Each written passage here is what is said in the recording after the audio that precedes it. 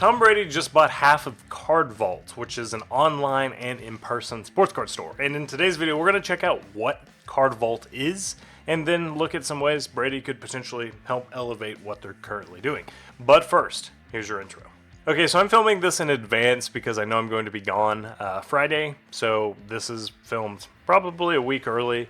And by now, by the time you're watching this, the Brady CardVault acquisition is probably made its little news circuit and it's become old news. But I think looking ahead to what they're going to do with Brady is still very relevant and very important, so we're going to do that. And also, just full disclosure, I'd never heard of CardVault when he bought half of them, so we'll check it out.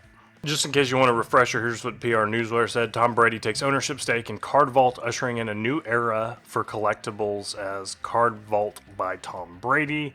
He bought a 50% stake as part of the transaction. CardVault's not going to be called CardVault by Tom Brady. They did a little rebrand here.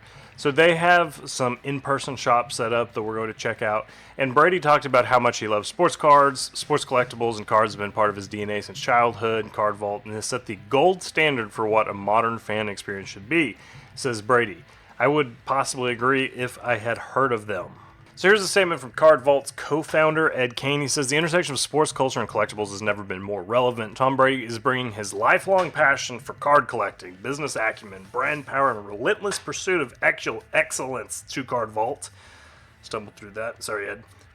Together, we are ready to build something truly game-changing. So that begs the question, what do they have now? Here it is. Here's the website. What a handsome man. It's the power of being rich and having plastic surgery, boys.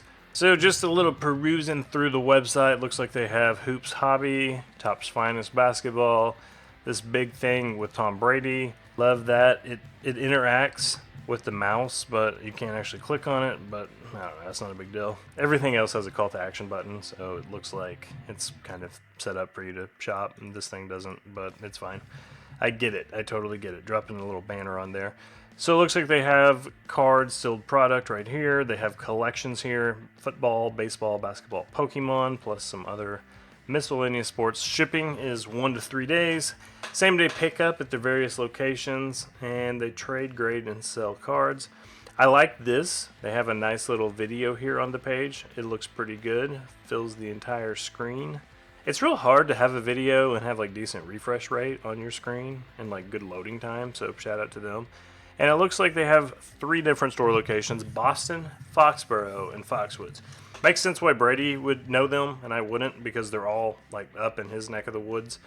Foxborough, Boston, like heard he's done some stomping around up there. So looks like, is that Robert Kraft? It is. Okay, I don't know. Maybe they are, I don't know how they're affiliated there.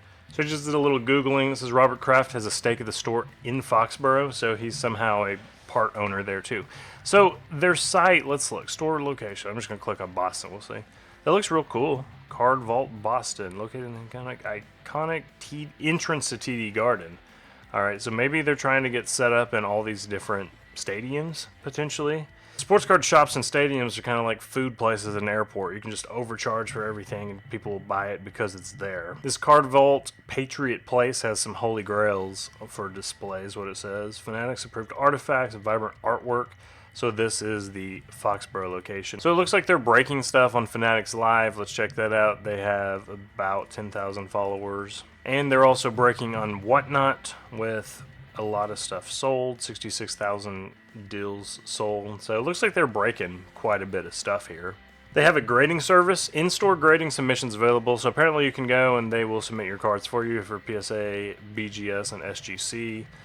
They have prices and whatnot. So I guess they probably do most of the work for getting stuff formatted, and in exchange just take money off the top. You can send inquiries to grading@thecardvault.com if you're interested in doing that. They also, very important, have a dark mode, so you can throw the website into dark mode. That looks pretty nice. I don't mind that.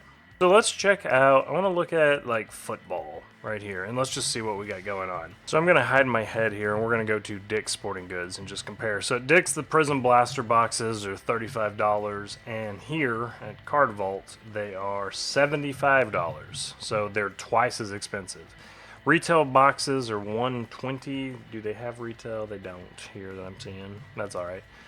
These hanger packs are $17, and the hanger packs here are $25. The prices are just insane.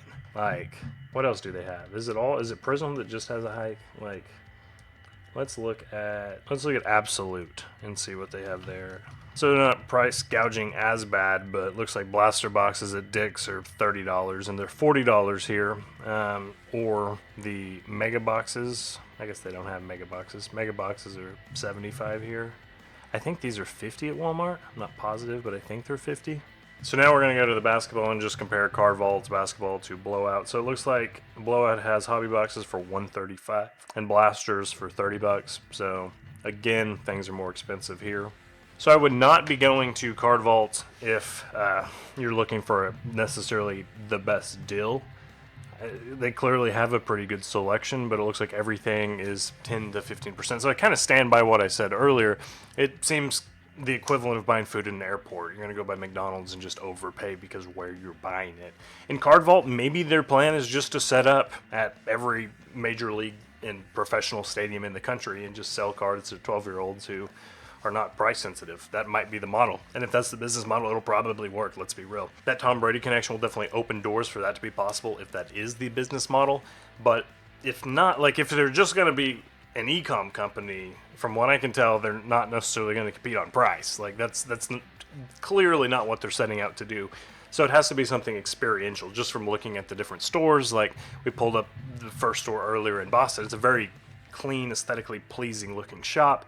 I bet it's more of like a boutique offering, and that's probably what they're going for. And if that's the case, partnering with somebody like Brady makes a lot of sense because he can make some calls and open some doors potentially to get their business in other professional stadiums and other experiential places. That really, my gut tells me that's kind of what they're after. Anyways, hope this helps. Sorry it wasn't a normal weekly recap, but thought this would be something fun to dive into while I am fishing right now. I will see you next time. Be sure to like and subscribe.